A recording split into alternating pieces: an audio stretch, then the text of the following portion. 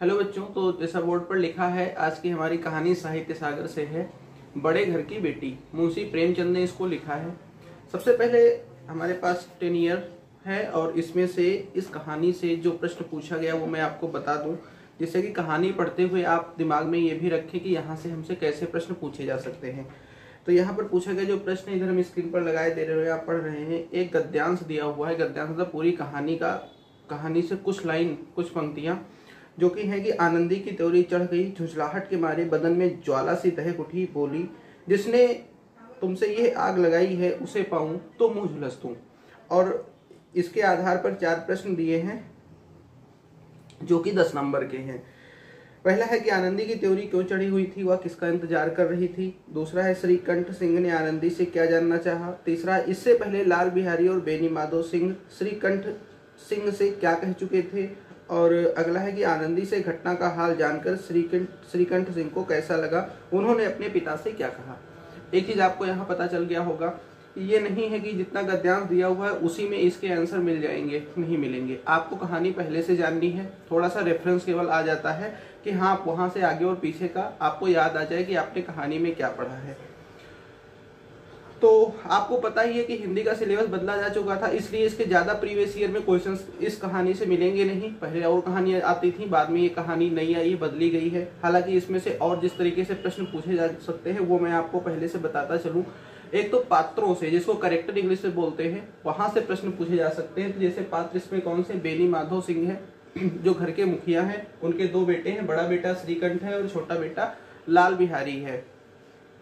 ये बड़े आदमी होते हैं लेकिन बाद में इनके पास ज्यादा पैसा नहीं, मतलब ये बड़े आदमी नहीं, इनके जो पितामह यानी इनके जो दादा वगैरह, इनके पूर्वज जो है वो बड़े आदमी होते हैं, पैसे वाले होते हैं, लेकिन फिर धीरे धीरे सब खत्म हो जाता है और अब ये बहुत बड़े आदमी नहीं रह गए हैं। श्रीकंठ जो कि पढ़ लिख करके नौकरी कर रहा होता है, लाल बिहारी पढ़ा लिखा नहीं है। ठीक, इनके दोनों बेटे हैं, ये छोटा और ये बड़ा। भूप सिंह जो है ये भी बड़े आदमी थे, लेकिन इनका बहुत ज्यादा पैसा मुकदमे वगैरह में खर्च है, लेकिन अब भी ये बहुत ज्यादा गरीब नहीं हुए हैं। और इनकी बेटी आनंदी है, इनकी 4 बेटियां हैं जिसमें इसे चौथी आनंदी है। इसका विवाह जो है वो श्रीकंठ के साथ हुआ होता है। ठीक है, समरी बताए देते हैं, फिर और प्रश्न बताते हैं क्या पूछ जाता है, इसके बाद हम लोग कहानी पे आते हैं। तो समरी ये है कि जो है परिवार तो इनका सब आप समझ ही गए। कहानी कुल मिला के मतलब जो उसका सारांश है वो ये है कि श्रीकंठ की शादी जो है वो आनंदी के साथ हुई होती है और परिवार में कुछ चीजों को लेकर के झगड़ा होता है। श्रीकंठ होते नहीं है, लाल बिहारी जो होता है, लाल बिहारी और आनंदी के बीच में, और इसके बाद परिवार टूटने की सिचुएशन आ जाती है, परिवार टूटने की स्थिति आ जाती है। और गलती वहां पे सारी लाल बिहारी की ही होती है, जैसा कि आप कहानी पढ़ोगे तो आपको दिखेगा। लेकिन बाद में आनंदी जो है वो सब कुछ बर्दाश्त करके और अपनी वजह से जो है अपनी सहनशीलता, उदारशीलता के बल पर ये घर टूटने से बचा लेती है। और इसीलिए बड़े घर की बेटी यही है, जो इसकी नायिका है, जो एक्ट्रेस है, जो हीरो है इसकी, वो कौन है, आनंदी है। यहाँ पर बड़े घर की बेटी से मतलब कतई दौलत वाले घर की बेटी का नहीं लगाया गया है। ठीक है, अब इतना छोटा ही समरी बताएंगे तभी कहानी में रुचि बनी रहेगी, वरना पूरी कहानी बता देंगे समरी में तो फिर कोई मतलब रहेगा नहीं। यहाँ पर मैं पहले बता दूं, मुंशी प्रेमचंद का समय काल क्या है। 1880 में पैदा हुए, 1936 में मरे हैं। आपको अगर सारी चीजें याद होगी तो आप ये भी देखोगे कि ये समय कौन सा चल रहा था, भारतीय स्वतंत्रता आंदोलन का, अगर इतिहास से आपको पता होगा। और आपको ये भी पता होगा कि जब मैंने आपको हिस्ट्री पढ़ाई है लाइव क्लासेस में, तो ये भी बताया है कि उस समय जो लेखक, कहानीकार, कथाकार, नाटककार ये सब उभर करके आ रहे थे, वो उस समय के समाज पर लिखते थे, उस समय की कुप्रथाओं पर लिखते थे, इन सब चीजों पर लिखते थे। ठीक है, जिससे लोगों में जागरूकता फैले। और मैंने मुंशी प्रेमचंद का भी एक उदाहरण दिया था। ठीक, तो मुंशी प्रेमचंद की लेखनी कहाँ पर चली है, समाज में, समाज की कुप्रथाओं पे, समाज की बनावट पे, उस समय के जो अधिकारी होते, जैसे नमक का दरोगा एक इनकी कहानी है, छोटे क्लर्क वगैरह, अंग्रेजों के दुर्व्यवहार पे, इस और मतलब पूरा मतलब सामाजिक लेखन रहा है। अगर आप जो आपकी किताब है इसमें अगर इनके बारे में आप पढ़ोगे तो इसमें लिखा है कि यथार्थवादी और आदर्शवादी चीजों पर लिखा है। आदर्शवादी का मतलब ये होता है कि आदमी जो अपने दिमाग में सोचता है कि हाँ ऐसा अच्छा अच्छा होना चाहिए, उसे आदर्श आइडियल में कहते हैं। और यथार्थ में जो वास्तव में हो रहा होता है, बहुत सारी चीज़ जो हम दिमाग में सोचते हैं ऐसा होना चाहिए बट वैसा हो नहीं पाता है, यथार्थ में कुछ दूसरी चीज़ होती है।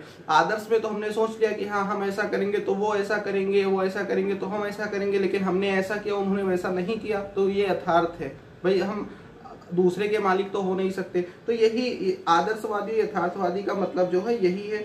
लगभग 300 कहानी इन्होंने लिखी है जो मानसरोवर नाम से ग्रंथ में संकलित है। लगभग मैं अपना बता दूं, लगभग मैंने 200 कहानी लगभग इनकी पढ़ी है। बहुत बढ़िया बढ़िया कहानी है, कुछ तो पाठ्यक्रम में ही आ गई थी, जैसे मंत्र, नमक का दरोगा, ये सब। बाकी और भी है, लाटरी, और इस तरीके से कई सारी कहानियाँ बेहतरीन हैं। यहाँ पे मुंशी प्रेमचंद का प्रसंग है ही। अगर ये कहानी आपको अच्छी लगे, आपके पास समय हो, तो इनकी और कहानियाँ आप इंटरनेट वगैरह आदि पर पढ़ भी सकते हैं।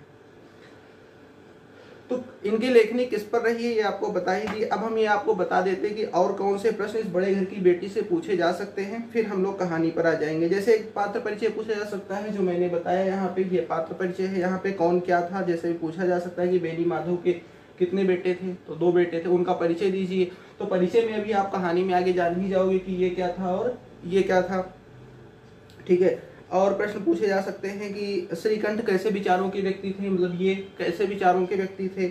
और पूछा जा सकता है कि गांव की स्त्रियां श्रीकंठ की निंदक क्यों थी।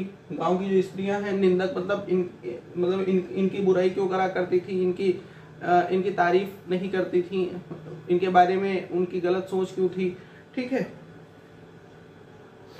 और प्रश्न हो सकता है कि आनंदी की सम्मिलित कुटुंब के राय पति से अलग क्यों थी। प्रेमचंद की इस कहानी में कई सारी चीजों पर बात हुई है, जिसमें कि संयुक्त परिवार, ठीक है, संयुक्त परिवार जिसको ज्वाइंट फैमिली कहते हैं, तो नया समाज ज्वाइंट फैमिली के अगेंस्ट होता जा रहा है, तो तब से हो रहा था, तो उस पर भी यहाँ पर है। फिर लड़कियों की मायके में क्या इज्जत होती है, पैट्रियार्की यानी जो पितृसत्ता है वो किस तरीके से हावी है, मतलब एक साथ में कई सारी चीजों को मुंशी प्रेमचंद ने यहाँ पर उठाया है उस समाज से, तो वो सारी चीजें आपको यहाँ देखने को मिलेंगी।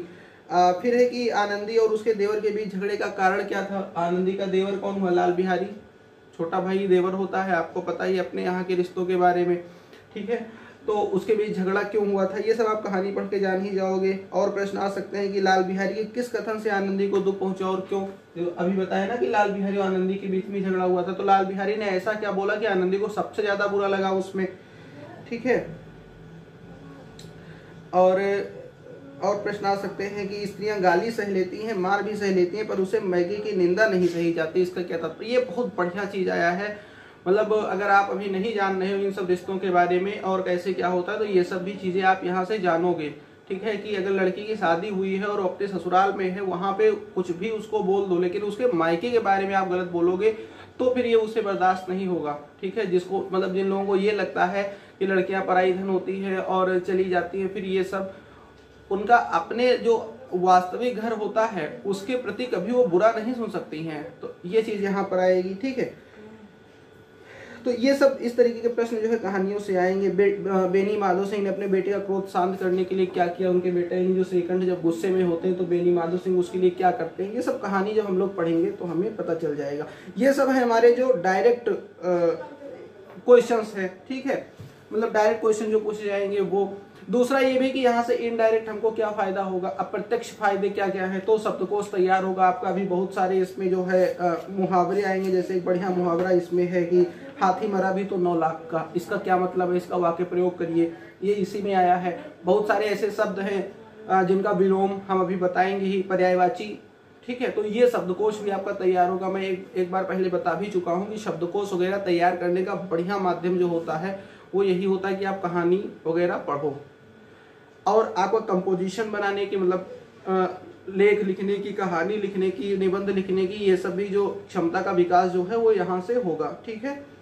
तो ये आपके फायदे होंगे। और दूसरी बात ये है कि अगर कहानी आप पढ़ चुके हो तो ठीक है, फिर आप तो इसी उद्देश्य से पढ़ रहे होगे कि हम यहाँ से प्रश्न उत्तर ये सब जाके उसमें करें, नहीं पढ़े हो तो काफी आनंद आएगा कहानी पढ़ के, ठीक है। शुरू करते हैं।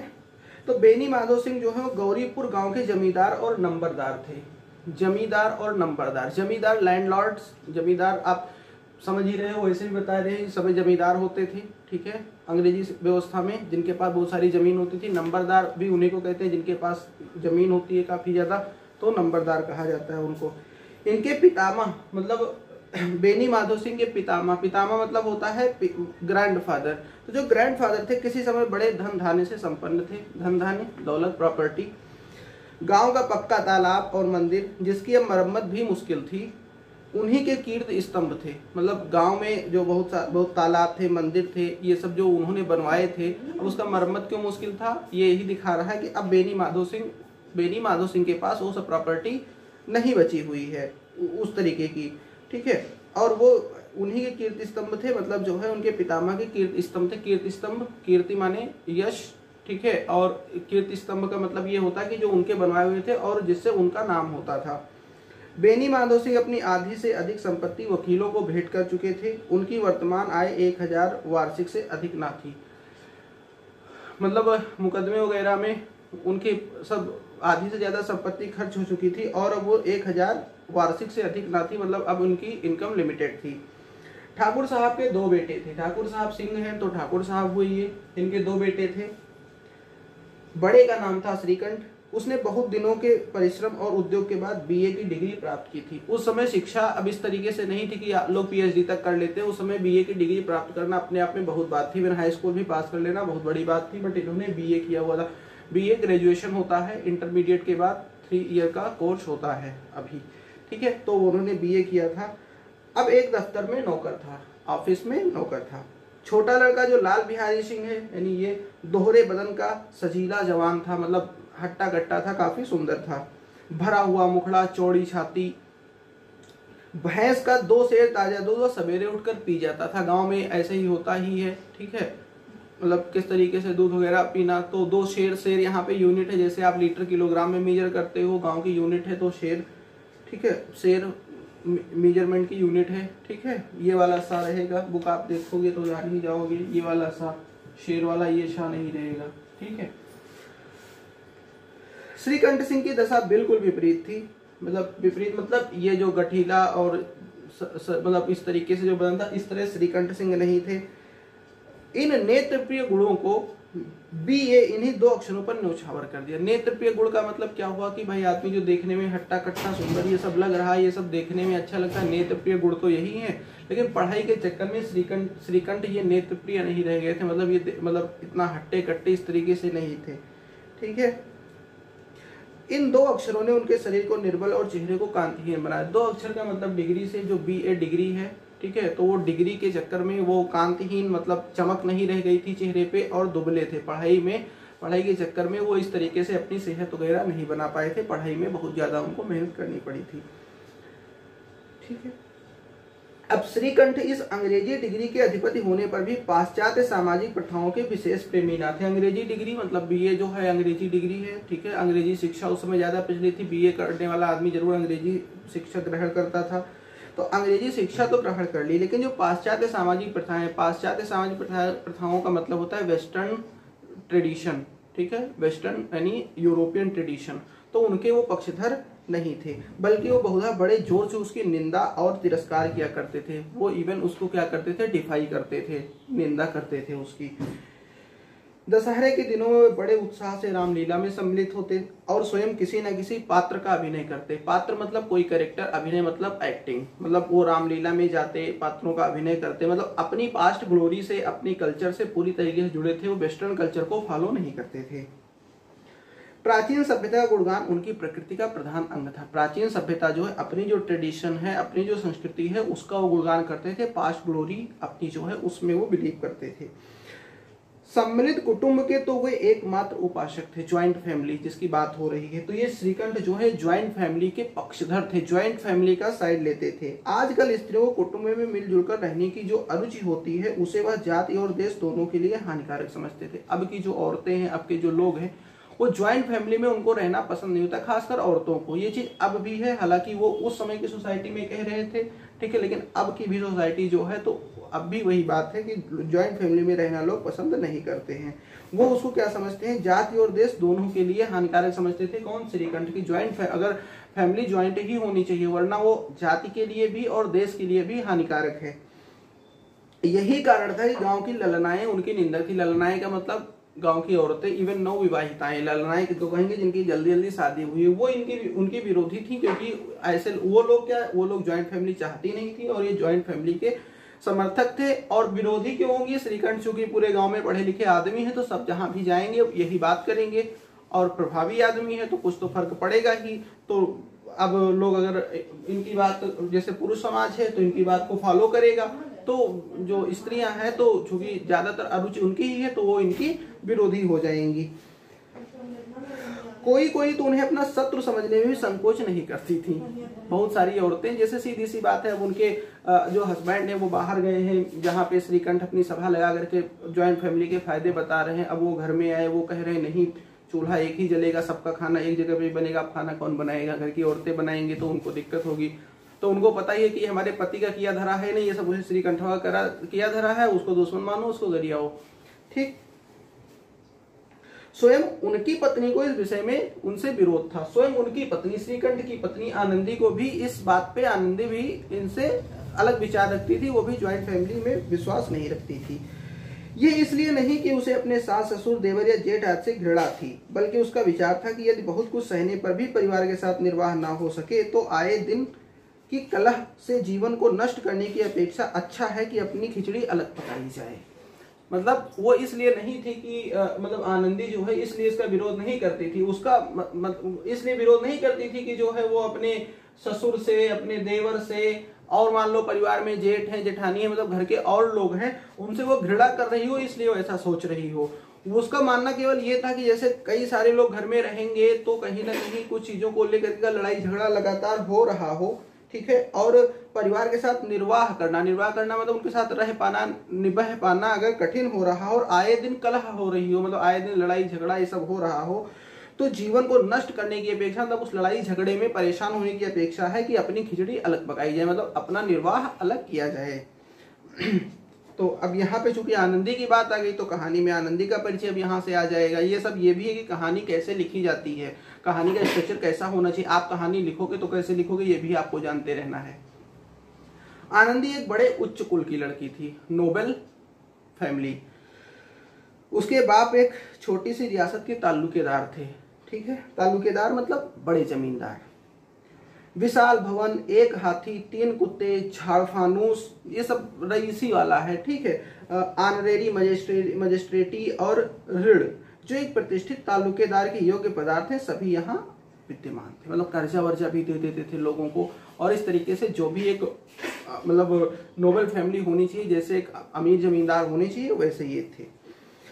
नाम था भूप सिंह, मतलब इनके पिता का नाम क्या था? भूप सिंह था। बड़े उदार चित्त, मतलब जेनरस, चित्त माने मन होता है, उदार माने जेनरस होता है, और प्रतिभाशाली पुरुष थे, टैलेंटेड काफी थे। पर दुर्भाग्य से लड़का एक भी ना था, इनको लड़का ना था, ठीक है। आनंदी चौथी लड़की थी। वो अपने सब बहनों में अधिक रूपवती और गुणवती थी, मतलब देखने में भी सुंदर थी और कैरेक्टर भी गजब का था।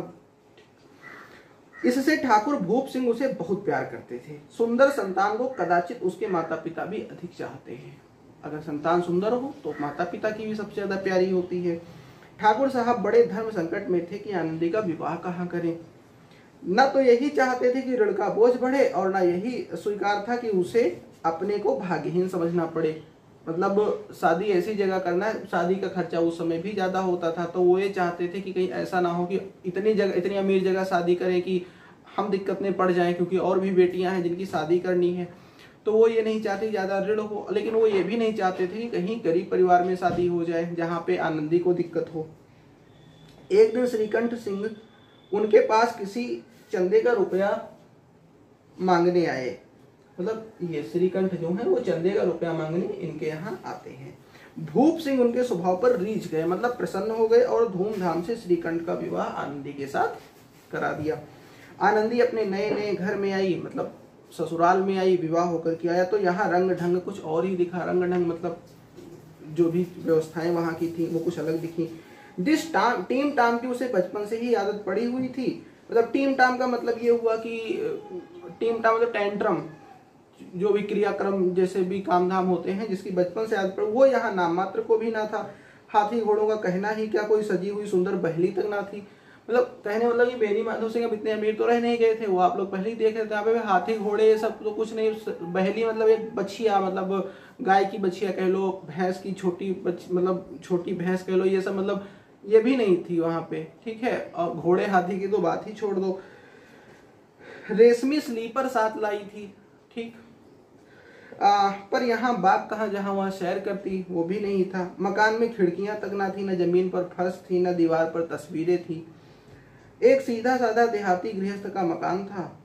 किंतु आनंदी ने थोड़े दिनों में अपने आप को इस नई परिस्थिति के अनुकूल बना लिया, मतलब वो एडाप्ट कर ली, वो इस सर्कमस्टांसेस में। लड़कियों की ये बहुत खास बात होती है, वो जहां भी जाती है अपने को एडजस्ट करना बखूबी जानती है। मानो विलास के सामान कभी देखे ही ना हो, मतलब वो इस तरीके से एडजस्ट हो गई जैसे मान लो उसने लग्जरी कभी देखी ना हो। वो ऐसे ही मतलब जैसी कंडीशन थी उसी के अनुकूल हो गई, वैसे ही उसने अडॉप्ट कर लिया, वही रहना सीख लिया। एक दिन दोपहर के समय लाल बिहारी सिंह, मतलब ये जो इनके देवर लगते थे रिश्ते में, 2 चिड़िया लिए हुए आए, चिड़िया मार करके, मतलब चिड़िया वगैरह खाते थे ये लोग मार करके, तो चिड़िया लिए हुए आया और भावज से बोला, भावज भौजी भाभी ये सब, भावज और भौजी ये सब रूरल में इस्तेमाल किए जाते हैं, जिनको आप लोग भाभी बोलते हो। अंग्रेजी में सिस्टर इन लॉ है, हालांकि सिस्टर इन लॉ का मतलब ये नहीं जान मिलता कि साली को कह रहे हैं या भाभी को कह रहे हैं, ठीक है।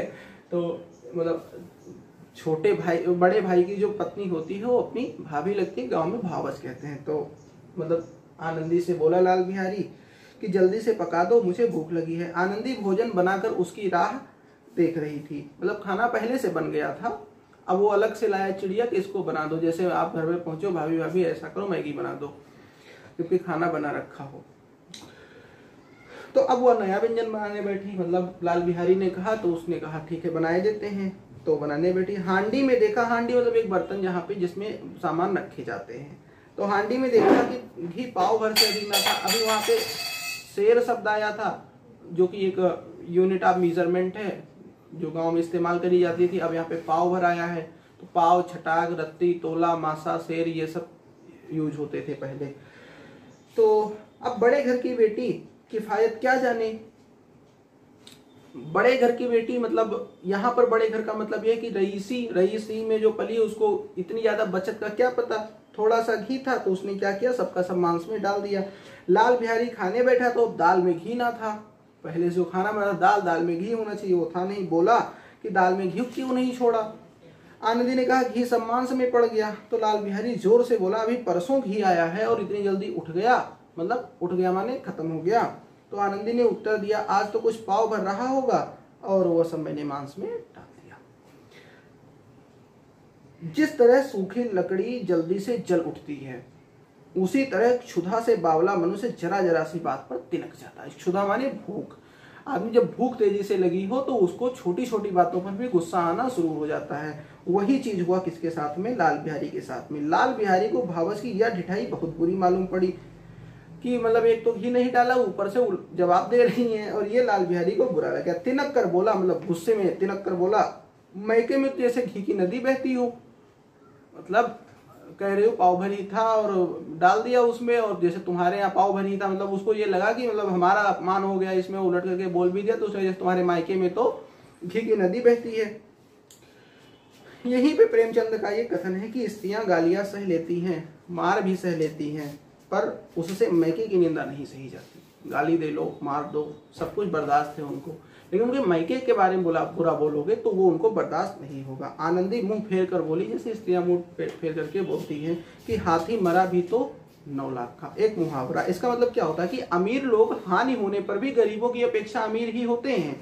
तो अमीर लोगों का अगर नुकसान भी हो जाएगा तो भी वो गरीबों से अमीर ही रह जाएंगे, ठीक है। ये कहावत इसमें बनेगी जैसे हाथी अगर मर भी जाए तो भी हाथी की कीमत बहुत ज्यादा होती है, उसके जो बाकी अवशेष हैं वो इतने महंगे बिक जाते हैं, ठीक है। तो यहाँ पर ये बात वो क्यों कह रही है, वो अपने मायके के बारे में कह रही है कि भले हमारे पिता जो भूप सिंह है, भले ही अब उतने रईस ना रह गए हों, जैसे भूप सिंह का भी मुकदमे में काफी ज्यादा खर्चा हुआ, आप समझ ही रहे उस टाइम पे अंग्रेज लोग लैंड एक्विजिशन कर लेते थे, जमीन हड़प लेते थे, फिर मुकदमा चलता था, वो फिर पैसा खाते थे, तो नुकसान जमींदारों का खूब होता था।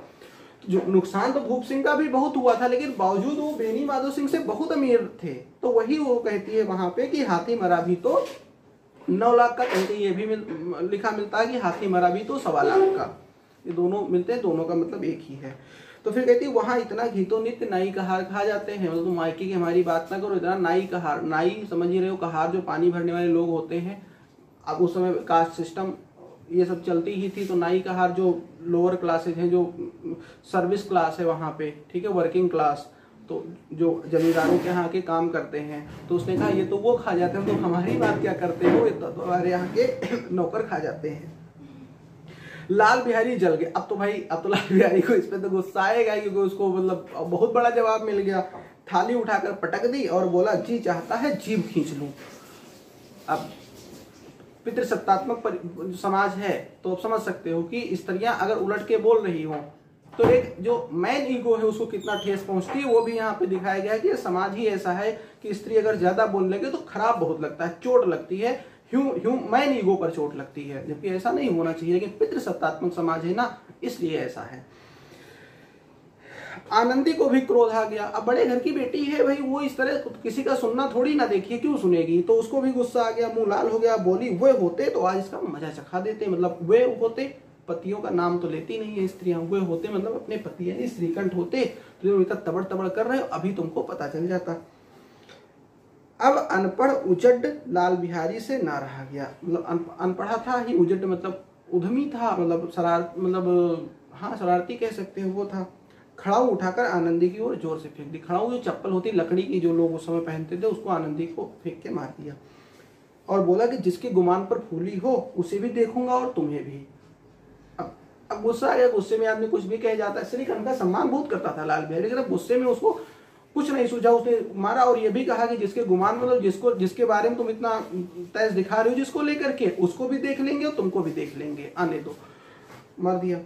आनंदी ने हाथ से खड़ाऊ रोकी, मतलब चूंकि उसकी तरफ सीधे आ रहे थे, रोक लिया तो सिर तो बच गया, सिर में नहीं लगा वो खड़ाऊ, लेकिन उंगली में काफी चोट आई। क्रोध के मारे हवा से हिलते हुए पत्ते की भांति कांपते हुए कमरे में आकर खड़ी हो गई। गुस्सा काफी ज्यादा लगा, गुस्से में कांप रही थी, आके अपने कमरे में चली आई। स्त्री को पति के बल और पुरुषत्व पर घमंड होता है, ये कथन भी है। कोई भी स्त्री है वो इस बात पर बहुत घमंड करती है कि उसका पति जो है वो ताकतवर है, अभी भी ये चीज है।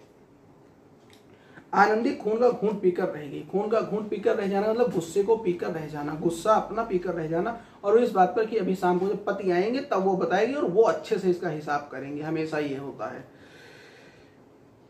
श्रीकंठ सिंह शनिवार को घर आया करते थे। अब भाई अब जॉब में थे तो रोज तो आ नहीं सकते थे, बृहस्पतिवार की घटना थी मतलब 2 दिन बाद आना था। 2 दिन तक आनंदी कोप भवन में रही, मतलब गुस्से में रही। कुछ ना खाया ना कुछ पिया, बस श्रीकंठ की बाट देखती रही, श्रीकंठ का रास्ता देखती रही कि वो कब आए। अंत में शनिवार को वे नियमानुसार संध्या समय घर आए, मतलब जैसा कि नियम के अनुसार शाम को वापस घर आते थे, आए।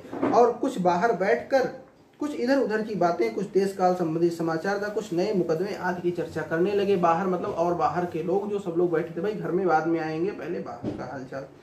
यह वार्तालाप 10 बजे रात तक चली होगी। वार्तालाप माने बातचीत। गांव के भद्र पुरुषों को इन बातों में ऐसा आनंद मिलता था, भद्र पुरुष मतलब जो अच्छे लोग होते थे, उनको बहुत आनंद मिलता था। भाई अनपढ़े लोग, अब बाहर का ऑफिशियल काम, बड़े पढ़े लिखे लोग, बाबू अफसर, इन सबकी जानकारी इन सबकी कहानियां सुनने में उन सबको मजा आता था, तो बहुत आनंद मिलता था। ऐसा आनंद की खाने पीने की भी सुध ना रहती थी। श्रीकंठ सिंह को पिंड छुड़ाना मुश्किल हो जाता था। ये 2-3 घंटे आनंदी ने बड़े कष्ट से काटे। अब तो भाई अब पतिदेव बाहर आकर के बैठे हैं, 2 दिन से वो कुछ खाई पी नहीं, जल्दी से आए, वो अपनी बात बताए, तो बहुत मुश्किल से उसका वो समय कट रहा था। किसी तरह भोजन का समय आया, पंचायत उठ गई, मतलब जो लोग बैठे हुए थे जिनसे श्रीकंठ बातें कर रहे थे वो सब उठकर चले गए। एकांत हुआ तो लाल बिहारी ने कहा, भैया आप जरा भाभी को समझा दीजिएगा कि मुंह संभाल कर बातचीत किया करें, नहीं तो एक दिन अनर्थ हो जाएगा। आनंदी श्रीकंठ से मिल पाती इसके पहले लाल बिहारी जो कि बाहर बैठे थे, और उन्होंने पहले अपनी बात रख दी कि भाभी को समझा लीजिए, मतलब बोलती पटर पटर बहुत है, किसी दिन बुरा हो जाएगा। पहले उसने अपनी बात उसने ही कह दी। अब भाई सीधी सी बात है, श्रीकंठ को कुछ पता तो है नहीं सही से, जो पहले बोला उसकी चांदी। बेनी माधो सिंह ने बेटे की ओर से साक्षी दी, साक्षी मतलब एक सबूत दे दिया, हामी भर दी वही, मतलब इन्होंने इसकी तरफ से। और क्या बोला कि वो बड़े घर की बेटी हैं तो हम भी कोई कुर्मी का हार नहीं है।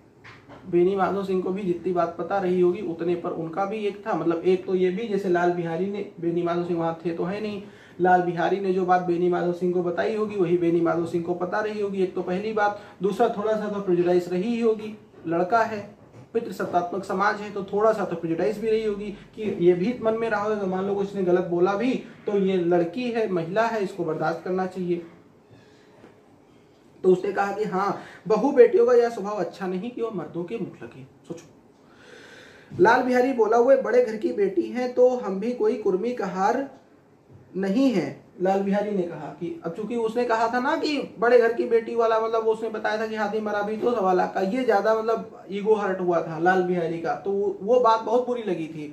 तो उसने कहा वो बड़ी घर की बेटी है तो हम कोई नाई कहार कुर्मी कहार नहीं है। श्रीकंठ ने चिंतित स्वर में कहा, आखिर बात क्या हुई?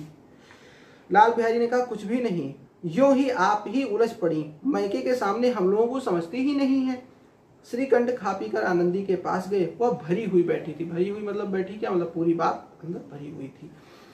ये हजरत भी कुछ तीखे थे। आनंदी ने पूछा, चित्त तो प्रसन्न है? मतलब ये हजरत भी कुछ तीखे थे, मतलब ये कि बाहर से जो चीजें सुन करके आए थे इनसे और इनसे, तो वो दिमाग में भरा था। इनको भी क्या पता था ये गलती आनंदी की नहीं है। तो आनंदी ने पूछा कि चित्त तो प्रसन्न है, मतलब खुश हो? श्रीकंठ सिंह बोले, बहुत प्रसन्न है, पर तुमने आजकल घर में ये क्या उपद्रव मचा रखा है? मतलब तुमने क्या ये उधम मचा करके रखा हुआ है? ठीक है। तो आनंदी की त्योरी चढ़ गई। आनंदी को गुस्सा आ गया कि मतलब हमें मतलब हमारी ही शिकायत, हमें शिकायत करना गलत, वो लोग किया, उल्टा हमें पूछा जा रहा है। झुंझलाहट के मारे बदन में ज्वाला सी दहक उठी। खुद ही सोचो कि मान लो तुम्ही को कोई मारा पीटा, तुमको शिकायत करनी हो, जिसे शिकायत करने पहले ही आया, तुम्हें पूछ ले काहे मारपीट करते रहते हो। अब तुमको सोचो क्या होगा। पूरे ज्वाला से मतलब आग सी लग गई पूरे शरीर में। बोली, जिसने तुम्हें यह आग लगाई है उसे पाऊं तो मुंह झुलस दूं। मतलब पहले ही जिसने तुमसे ये सब बातें करी है, मैं पाऊं तो उसका मुंह झुलस दूं। इतनी गर्म क्यों होती हो? बात तो कहो, गुस्सा मत करो, बताओ हुआ क्या है? क्या कहूँ, ये मेरे भाग्य का फेर है, नहीं तो एक गंवार छोकरा जिसको चपरासीगिरी करने का भी शऊर नहीं है।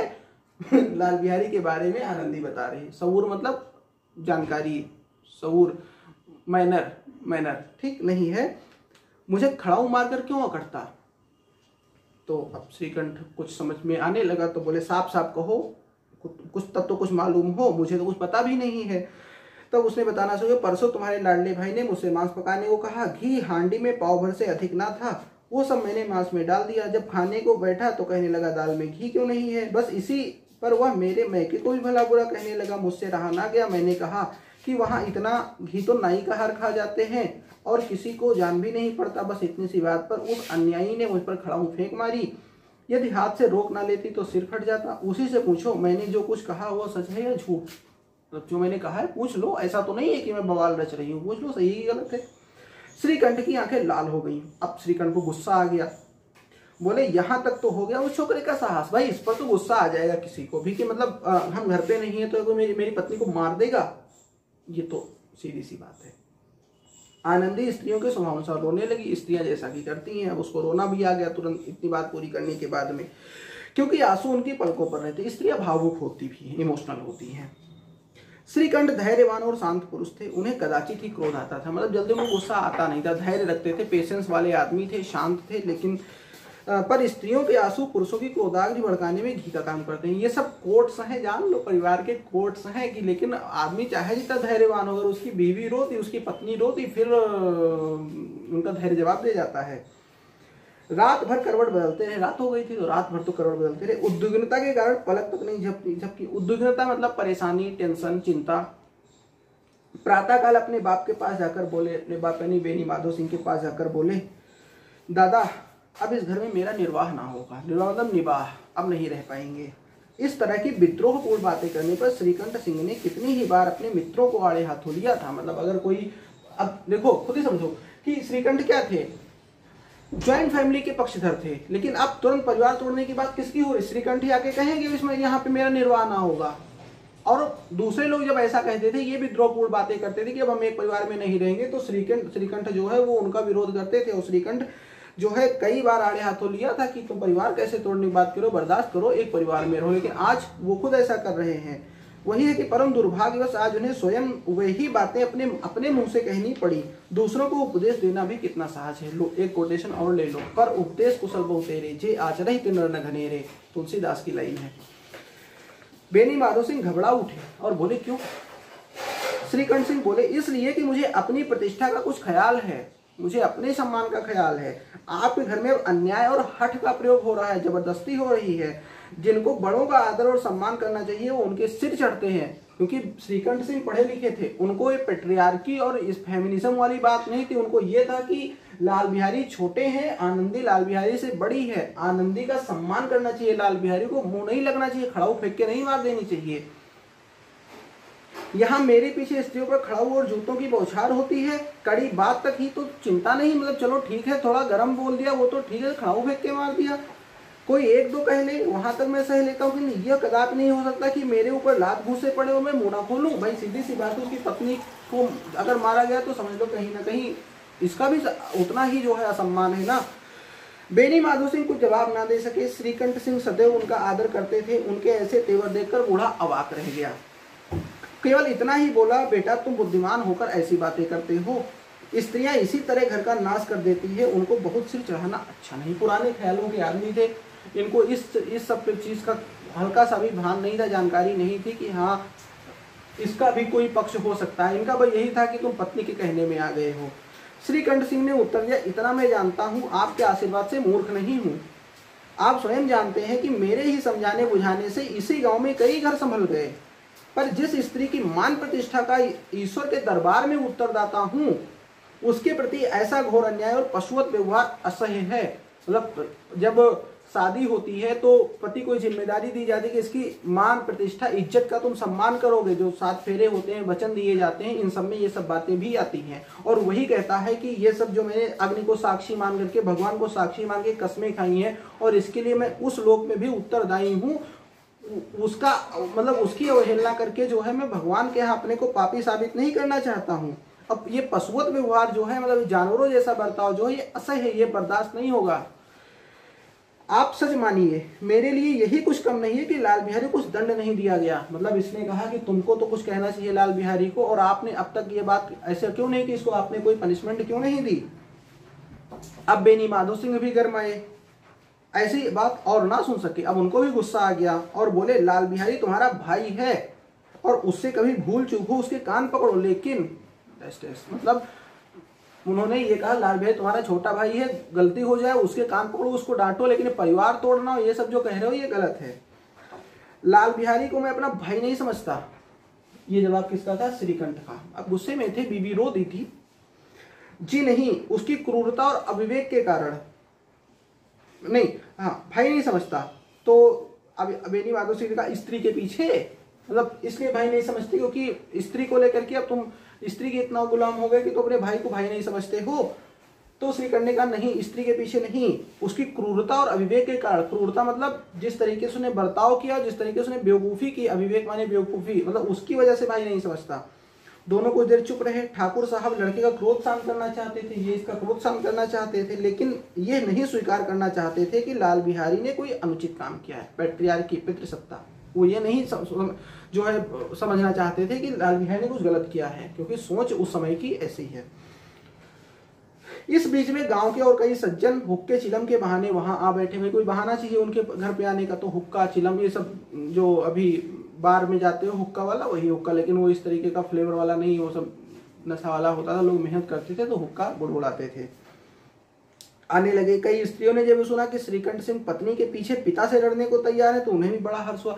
मजे की बात सोचो कि स्त्रियों का ही नुकसान है पितृसत्तात्मक समाज में, लेकिन स्त्रियों को ही इसमें मजा आता है। मतलब मजे की बात है कि जैसे लोग ये कहते हैं कि जैसे लोग चाहते हैं कि लड़का हो लड़की ना हो, ये लोग चाहते हैं, और फिर पितृसत्तात्मक समाज को उसके लिए जिम्मेदार ठहराते हैं। लेकिन ऐसा पुरुष नहीं सोचते हैं, ऐसा महिलाएं खुद सोचती है। मतलब एक माँ ही सोचती है कि उसके बेटा हो बेटी ना हो, और वो खुद बेटी है। मतलब एक यहाँ पे किस तरह का विरोधाभास है, जिसको अंग्रेजी में ऑक्सीमोरन कहते हैं, सटायर है। समझना, इसको देखना आसपास। क्यों? लड़की खुद ही चाहती है। जो लड़की दहेज का विरोध करती है, जब वो माँ बनती है, जब उसको अपने बेटे की शादी करनी होती है, सबसे ज्यादा दहेज वही मांगती है। अपने आसपास समाज में चीज ऑब्जर्व कर लेना। तो वो स्त्रियां मतलब स्त्री की तरफ से ही बात हो रही, लेकिन वो स्त्री इस बात पर मजा लेने की एक स्त्री के लिए अपने पिता लड़ रहे हैं। मतलब स्त्री ही चाहती है कि दूसरी स्त्री के अधिकारों के लिए उसके यहाँ का पुरुष लड़ाई ना करे। सोचो।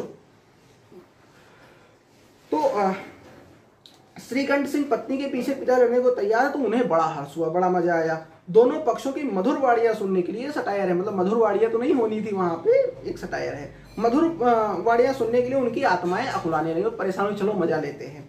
गांव के कुछ ऐसे कुटिल मनुष्य भी थे, यानी दुष्ट लोग थे, जो इस कुल की नीतिपूर्ण गति पर मन ही मन चलते थे। अगर गांव में कोई परिवार बहुत अच्छे से रह रहा है, वहां लड़ाई झगड़ा नहीं हो रहा है, तो गांव के लोगों को ये बर्दाश्त कहाँ होता है कि परिवार सही से चल रहा है। तो वो जलते थे। इन महानुभावों की शुभकामनाएं आज पूरी होती थी। उनको लग रहा था आज तो परिवार टूट जाएगा। कोई हुक्का पीने, कोई लगान की रसीद दिखाने के बहाने आकर बैठ गए। बेनी माधव सिंह पुराने आदमी थे, इन भावों को ताड़ गए। बेनी माधव सिंह को लगने लगा कि ये लोग क्यों आ रहे हैं।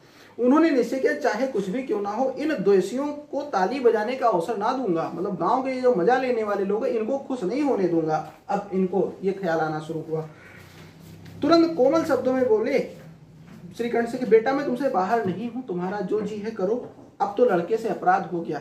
मतलब ये तुरंत डाउन हो गए, इसलिए कि परिवार ना टूटे, और परिवार टूटे ना टूटे मतलब बाहर के लोग मजा ना ले पाए, उनके मजा लेने के लिए परिवार नहीं टूटा। घर का बुजुर्ग देखो क्या करना चाहता है। मतलब यहाँ पे सारे कैरेक्टर हैं, एक आदमी एकदम से बुरा नहीं है, पूरा समाज दिखाया जा रहा है कि अब देखो, अब बुजुर्ग जो है घर के, वो क्या सोचते हैं, कितना अच्छा सोचते हैं परिवार को लेकर के। तो इलाहाबाद का अनुभव रहित झल्लाया हुआ ग्रेजुएट इस बात को समझ ना सका। इलाहाबाद का झल्लाया हुआ ग्रेजुएट मतलब पढ़ा लिखा आदमी था, और ये बुजुर्ग किस तरीके से समझाने वाली बात करते हैं, ये चीज उनके समझ में नहीं। उनको ये नहीं लगा कि बेनी माधव सिंह अभी दूसरी तरीके से बात कर रहे हैं, समझा रहे हैं। उसे डिबेटिंग क्लब में अपनी बात पर अड़े रहने की जिद थी। जहां वो जॉब करता था, डिबेटिंग क्लब था, अपनी बात पर अड़ा रहता था। इन हथखंडों की उसे क्या खबर, उसको क्या पता कि बेनी माधव सिंह किस तरीके से अपना परिवार बचाने की कोशिश कर रहे हैं, लोग मजा ना ले पाए, ये चीज व्यवस्था कर रहे हैं। बाप ने जिस मतलब से बात पलटी थी वह उसके समझ में नहीं आई। बोला, मैं लाल बिहारी के साथ अब इस घर में नहीं रह सकता। बेनी माधव सिंह ने पुचकारा, बेटा बुद्धिमान लोग मूर्खों की बात पर ध्यान नहीं देते, वो बेसमझ लड़का है, उससे जो कुछ भूल हुई तुम बड़े होकर क्षमा करो। श्रीकंठ सिंह को आवेश आ गया, मतलब और गुस्सा आ गया। बोले, उसकी इस दुष्टता को मैं कदापि नहीं सह सकता। कदापि माने कभी नहीं सह सकता। या तो वो घर में रहेगा या मैं। आपको यदि वो अधिक प्यारा है तो मुझे विदा कर दीजिए, मैं अपना भार संभाल लूंगा, मतलब मैं अपना खर्चा चला लूंगा। और यदि मुझे रखना चाहते तो उससे कहिए जहां चाहे चला जाए, बस ये मेरा अंतिम निश्चय है। मतलब मैं I am finally determined, this is my ultimate decision. Lal Bihari दरवाजे की चौखट पर चुपचाप खड़े भाई की बातें सुन रहा था। लाल बिहारी जो था दरवाजे की चौखट पे खड़ा था, बाहर सभा थी, वो चुपचाप बातें सुन रहा था। वह श्रीकंठ के सामने चारपाई पर बैठ जाए, हुक्का पी ले या पान खा ले, बाप का भी वो लिहाज ना करता था जितना बड़े भाई का। कहने मतलब लाल बिहारी जितना लिहाज इसका, जितना सम्मान श्रीकंठ का करता था, उतना अपने बाप का भी नहीं करता था। श्रीकंठ का इज्जत बहुत करता था वो। श्रीकंठ का भी उस पर हार्दिक स्नेह था। हार्दिक मतलब हृदय से। श्रीकंठ भी बहुत मानता था लाल बिहारी को। अपने होश में उन्होंने कभी उसे घुड़का तक नहीं था। श्रीकंठ ने कभी भी लाल बिहारी को घुड़का मतलब कभी गुस्से में नहीं बोला था, कभी नहीं डांटा था। जब वो इलाहाबाद से आते तो उसके लिए कोई ना कोई वस्तु अवश्य लाते, कुछ ना कुछ उसके लिए लेकर भी आते थे। मुगदर की जोड़ी उन्होंने ही बनवा कर दी। मुगदर जो पहलवान लोग मुदगर लेकर के ऐसे ऐसे जो करते हैं ना, अभी मुदगर नहीं है, हथौड़ी है। तो मुदगर दिलवाया था। और कब दिलवाया था?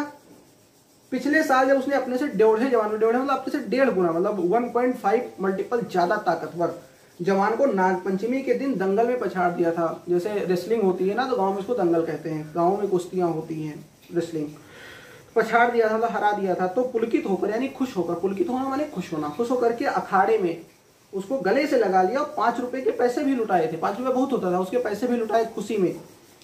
ऐसे भाई के मुंह से आज हृदय विदारक मतलब दिल फाड़ देने वाली बात, दुख देने वाली बात जो है सुन करके लाल बिहारी को बड़ी ग्लानि हुई, बड़ा पछतावा हो रहा था। अब लाल बिहारी को भी वो फूट फूट कर रोने लगा। इसमें संदेह नहीं कि वो अपने किए पर पछता रहा था, मतलब उसको पछतावा भी होने लगा कि गलत किया उसने। भाई के आने के 1 दिन पहले से उसकी छाती धड़कती थी कि देखो भैया क्या कहते हैं, मतलब उसने करना था तो वो कर दिया, लेकिन अब उसको भी जो है पछतावा काफी ज्यादा हो रहा था। कि भैया क्या कहते हैं, मैं उनके सम्मुख कैसे जाऊँगा, उनके सामने कैसे जाऊँगा, उनसे कैसे बोलूँगा, मेरी आंखें उनके सामने कैसे उठेंगी। उसने समझा था कि भैया मुझे बुलाकर समझा देंगे। इस आशा के विपरीत जब उसने उन्हें कठोरता की मूर्ति बनते हुए पाया, वह मूर्ख था, परंतु उसका मन कहता था कि भैया मेरे साथ अन्याय कर रहे हैं। पढ़ा लिखा तो नहीं था, लेकिन अब इसको ये लग रहा था कि कहीं ना कहीं भैया अन्याय कर रहे हैं, इनको मुझे डांट देना चाहिए, समझा देना चाहिए, मार पीट लेते, लेकिन अब घर तोड़ने की बात तो इतना जो कर रहा है, अब इनका ज्यादा हो रहा है, ये अन्याय कर रहे हैं, इतना उसको अब लग रहा था। यदि श्रीकंठ सिंह उसे अकेले बुलाकर दो चार कड़ी बात कह लेते, इतना ही नहीं दो चार तमाचे लगा देते, तो शायद उसको दुख ना होता। पर भाई का यह कहना कि मैं उसकी सूरत नहीं देखना चाहता, ये लाल बिहारी से नहीं रहा गया। वह रोता हुआ घर आया, कोठरी में जाकर कपड़े पहने, कोठरी जो कमरा होता है छोटा सा, गांव में कोठरी कहते हैं, आंखें पोंछी, रो रहा था ना, जिससे कोई यह ना समझे कि वह रो रहा है। इसके उपरांत वह आनंदी के द्वार पर जाकर बोला, मतलब अपनी भाभी के द्वार पर जाकर बोला, भाभी भैया ने निश्चय किया है कि वह मेरे साथ इस घर में ना रहेंगे, अब वे मेरा मुंह भी नहीं देखना चाहते, इसलिए मैं जाता हूँ, उन्हें फिर मुंह ना दिखाऊंगा, मुझसे जो कुछ अपराध हुआ है उसे क्षमा करना। ये कहते कहते लाल बिहारी का गला भराया। गला भराना मतलब रोना, ठीक। जिस समय लाल बिहारी सिर झुकाए आनंदी के द्वार पर खड़ा था, लाल बिहारी सिर झुकाए आनंदी के द्वार पर खड़ा था, मतलब उसके कमरे के पास,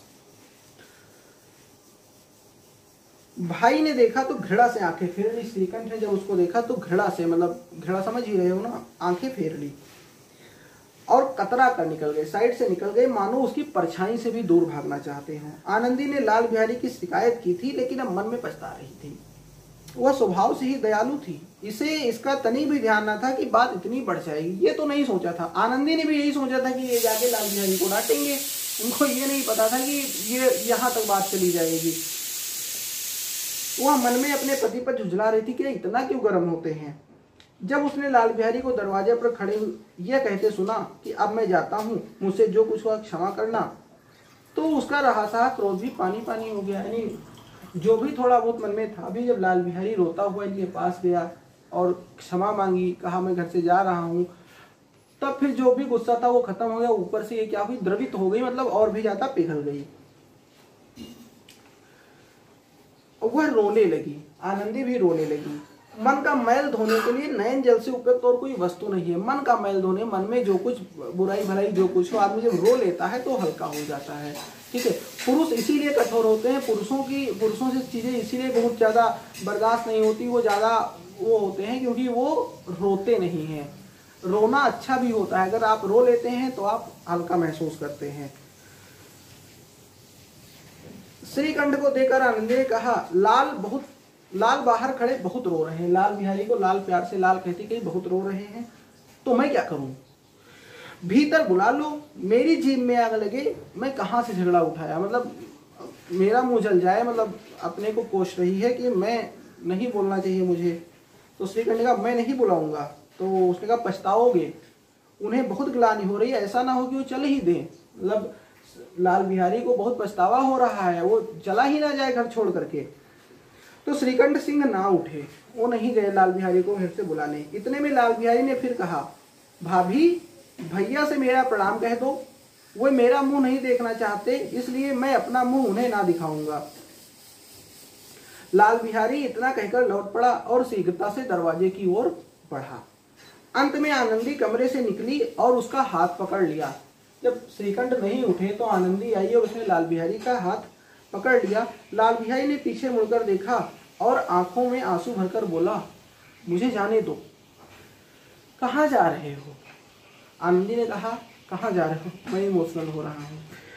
जहां कोई मेरा मुंह ना देखे, मैं तुम लोगों के साथ रहने योग्य नहीं हूं। लाल बिहारी बोल रहा है, तुम्हें मेरी सौगंध, मतलब मेरी कसम है, तुमको अब एक पग भी आगे ना बढ़ाना। आनंदी ने इसको कसम दिलाई कि मेरी कसम है, अब आगे मत जाना।